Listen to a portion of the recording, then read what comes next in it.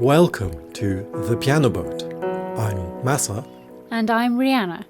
We are both classical musicians and last year decided to take the plunge and commission a wide-beam canal boat for concerts and musical cruises, complete with comfortable living quarters. Join us as the boat build reaches completion and we begin our journey along the UK's inland waterways.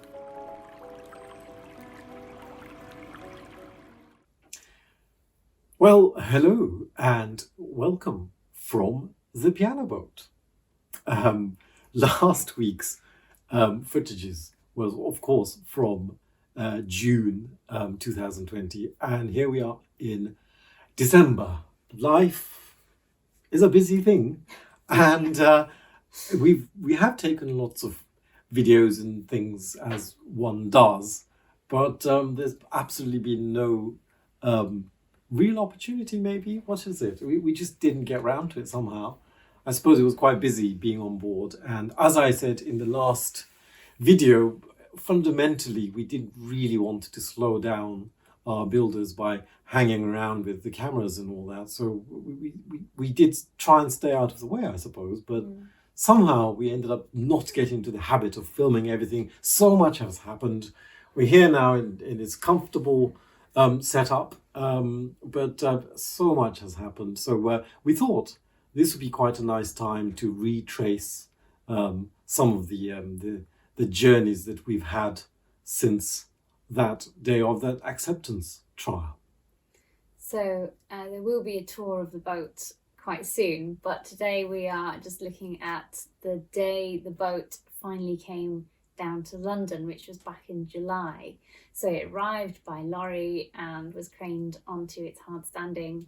And so we're just going to share some of the footage with you, and it'll be quite interesting and exciting for us to look back on it as well, because it's one of those things where, you know, obviously that day was really exciting and then you kind of get used to the thought of it after 6 months.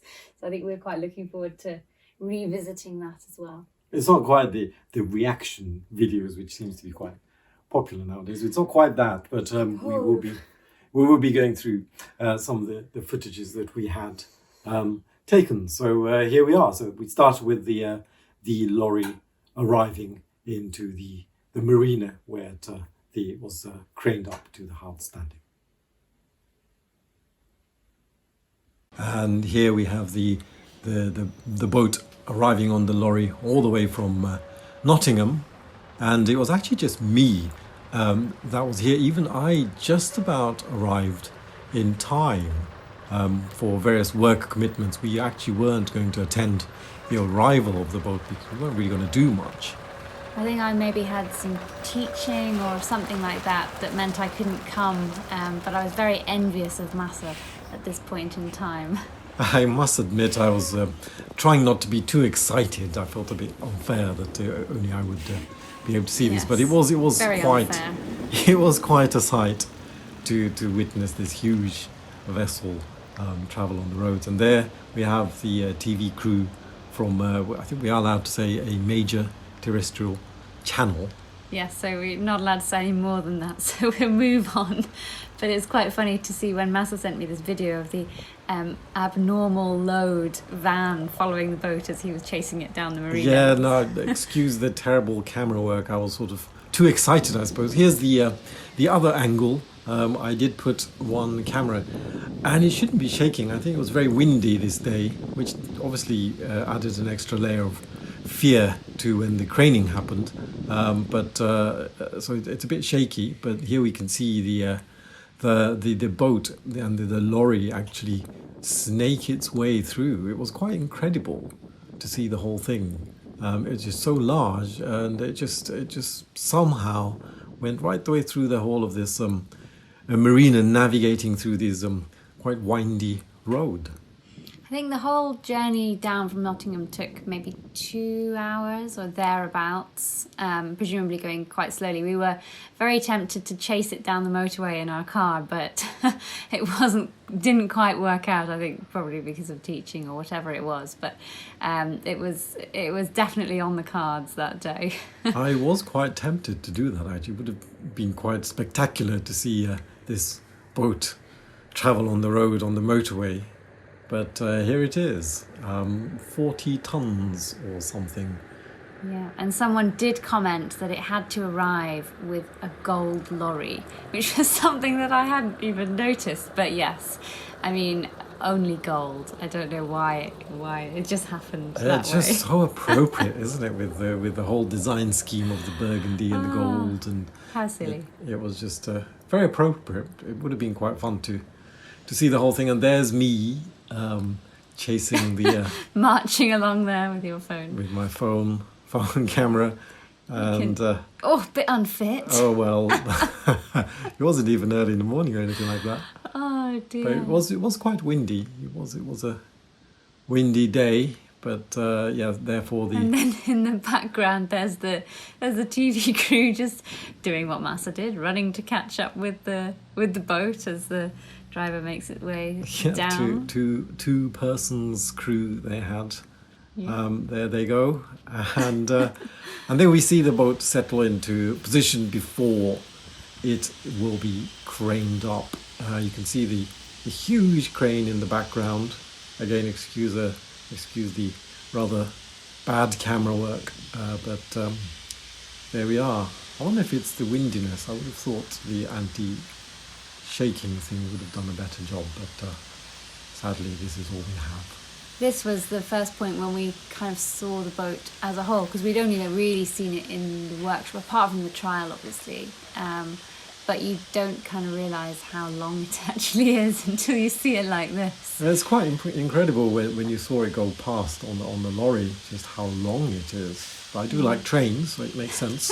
Compared to the narrowboat. And here's the crane that they put those huge straps around. And there we are, and it's lifted up. You said they had to readjust, they put it down again and readjust the straps because it was a bit wonky at first. They were very good. They really, I don't think it was a question of wonkiness, but they really did make sure that it was absolutely on the right place, to make sure that there are no risks. I mean, they're experts. They're very smooth.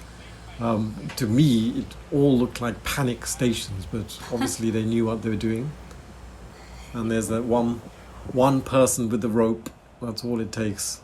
Yes, I know. It's controlling such a huge boat. I mean, this was before the piano was in it, obviously. So, oh, there's the drone. Oh, I was quite amused with the extra attention Yes.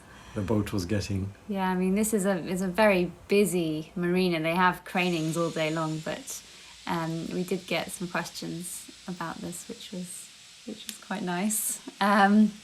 So, I mean, I obviously didn't see any of this, but it was almost a little bit scary to see it later on, just floating through the air like that, just as if it's a toy. I mean, it looks like something you put in your bath, really. No, I like this view. Of course, later on we will see next week or the week after we'll have the departure, which is equally scary with the piano on board. But here it was just spectacular to see this whole thing just float onto the hard standing. But as you see, they were really careful, and they were really good throughout the whole procedure. I suppose they have to be. We've had some questions about the draft marks, actually, because that's something that you don't see very often on canal boats because it's not a requirement. But this was something that we had to do for the Port of London Authority for going on the tidal Thames. So that's why we have these draft marks. It makes us look a little bit like a passenger ship. So that's why they're there anyway. I was quite pleased to see that when they put that thing. It looks quite... Looks the part. looks the part.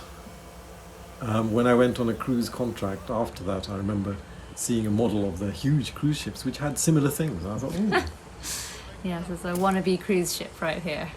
And here we are. This is when they settled the vessel into place.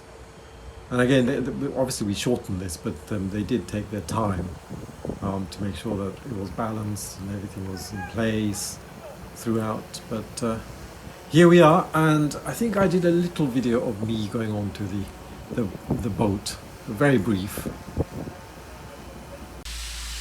Right here, so here we are. I'm opening the door the key single-handedly here, and I'm going in. I think there's a few latches here, if I remember from my narrowboating holidays. Oh, there's a couple more on the top, and I'm sliding the latch. This is hatch rather. This is not a very good video, and I am into the dark galley. Well, that was a very riveting first view of the galley. Thank you. But I'm sure we can do better than that. There will be more to come, so don't worry. So next week we are continuing to pull together some of the old videos that we've got of this really exciting week. So it all happened within a few days. The boat came down, the piano went in, and then the boat went onto the water. So everything happened back in that week in July. So next week we are going to be looking at or showing you how we actually got the piano in, because well, you can't see because there are curtains there, but if the curtains were open, you would see that the piano does not fit through the doors. And there was a whole drama around that, so we will tell you all about that as well. But here, right above the piano, is where it came in. So more to follow on this next week. So we really hope you will join us for that. See you then.